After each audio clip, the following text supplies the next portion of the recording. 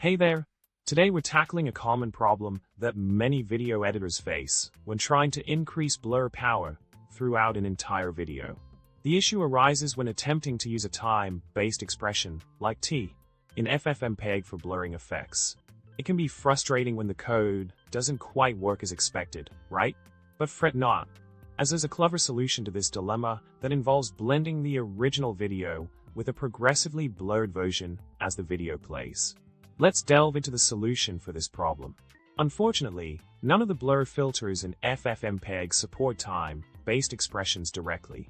However, by blending the blurred video with the original in a clever way, we can achieve the effect of increasing blur power over time. This involves assigning weights to the original and blurred videos, transitioning from full clarity to full blur as the video progresses. It's a neat workaround that gets the job done effectively. In summary, we've learned that traditional blur filters in FFmpeg don't play nice with time-based expressions. Instead, we can achieve the desired effect of increasing blur power throughout a video by blending the original and blurred versions with varying weights over time. It's a creative solution to a common editing challenge.